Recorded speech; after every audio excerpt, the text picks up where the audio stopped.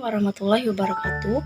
Perkenalkan, kami dari kelompok 24 akan membawakan tugas video ilmiah yang berjudul Peranan Penyakit Pulpa, Periodonta, dan Periapikal terhadap Penyakit Diabetes Mellitus.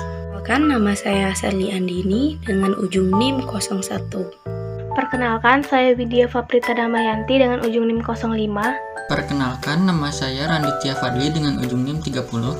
Apa sih diabetes mellitus itu? Mellitus adalah suatu penyakit atau gangguan metabolisme kronis dengan multi-etiologi yang ditandai dengan tingginya kadar gula darah, disertai dengan gangguan metabolisme karbohidrat, lipid, dan protein, sebagai infisiensi fungsi insulin, yang disebabkan oleh gangguan atau defisiensi produksi insulin oleh sel-sel beta Langerhans, kelenjar pankreas, atau disebabkan oleh kurang responsifnya sel-sel tubuh terhadap insulin. Diabetes mellitus lebih dikenal sebagai penyakit yang membunuh manusia secara diam-diam, atau silent killer. Diabetes juga dikenal sebagai mother of disease karena merupakan induk dari penyakit-penyakit lainnya seperti hipertensi, penyakit jantung dan pembuluh darah, stroke, gagal ginjal, dan kebutaan. Selanjutnya yaitu klasifikasi diabetes mellitus.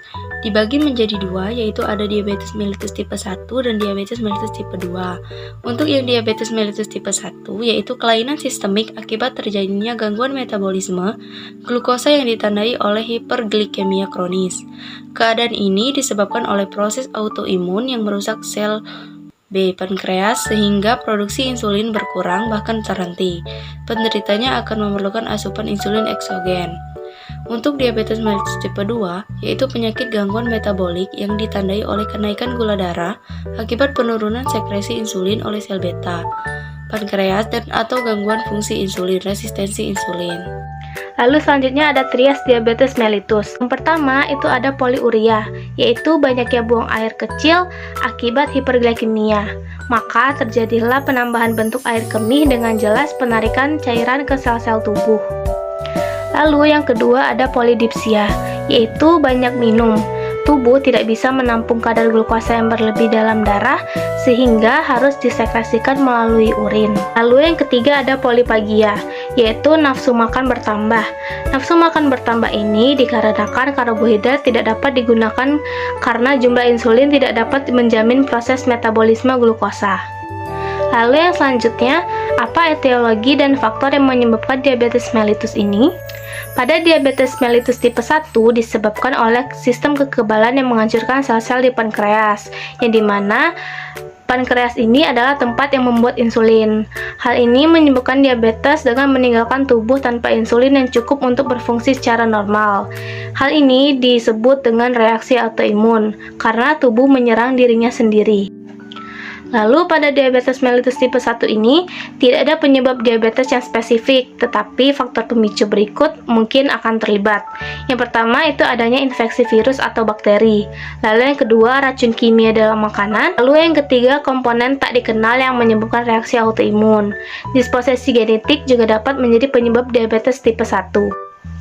Lalu untuk diabetes mellitus tipe 2 ini biasanya multifaktorial atau lebih dari satu penyebab diabetes terlibat.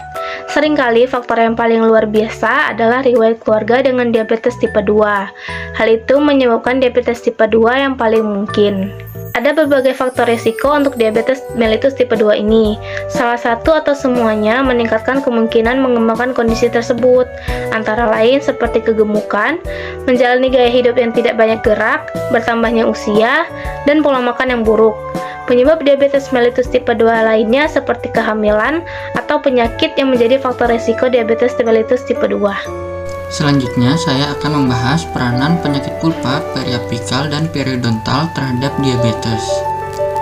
Skema sederhananya berawal dari akumulasi plak, kemudian terjadi inflamasi kronis. Inflamasi kronis ini menyebabkan overekspresi dari mediator inflamasi seperti sitokin. Efek ekspresi sitokin yang berlebihan dapat berakibat ke resistensi insulin yang akhirnya menjadi diabetes. Yang pertama, akumulasi plak. Bakteri yang dominan pada kasus ini adalah Helicobacter pylori. Helicobacter pylori ini adalah bakteri gram negatif berbentuk es atau melengkung dan merupakan salah satu penyebab infeksi yang umum terjadi pada manusia dan berhubungan dengan beberapa penyakit penting pada saluran cerna. Bakteri ini banyak ditemukan pada penderita diabetes tipe 2 karena lingkungan dengan kadar glukosa yang tinggi dapat meningkatkan kemampuan adhesi bakteri tersebut. Setelah akumulasi plak, dilanjut dengan inflamasi kronis. Akumulasi plak menyebabkan penurunan fungsi imun dan inflamasi kronis pada jaringan gingiva yang berawal dari gingivitis berlanjut ke periodontitis. Pada tahap ini juga terjadi ekspresi mediator inflamasi yang berlebihan akibat inflamasi kronis. Dalam kasus ini, yaitu pada penderita diabetes, biasanya memiliki proses penyembuhan luka yang lebih lama. Hal ini terjadi karena adanya perlambatan metabolisme sel akibat resistensi insulin. Lanjut ke overekspresi sitokin atau pengeluaran sitokin yang berlebihan. Sitokin yang berperan dalam kasus ini adalah interleukin 6, interleukin 1 beta, dan tumor nekrosis faktor alfa.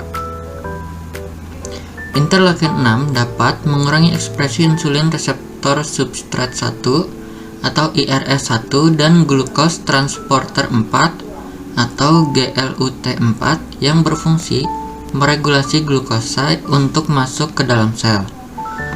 Interleukin 1 beta mengganggu sinyal insulin di jaringan perifer dan makrofag yang menyebabkan penurunan sensitivitas insulin sel beta dan kemungkinan gangguan sekresi insulin. TNF-alfa menginduksi resistensi insulin dengan cara meningkatkan fosforilasi serin dari substrat reseptor insulin 1 atau IRS1 yang kemudian mengubah IRS1 menjadi penghambat aktivitas reseptor insulin tirosin kinase.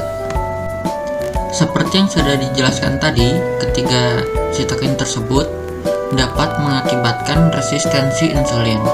Resistensi insulin adalah berkurangnya sensitivitas jaringan terhadap aktivitas biologis yang dimediasi insulin, yang mengakibatkan terhalangnya glukosa dari darah ke sel target, yaitu seluruh sel yang ada di dalam tubuh, sehingga sel tubuh kekurangan energi. Hal ini menjelaskan mengapa penderita diabetes mempunyai proses penyembuhan luka yang lebih lama.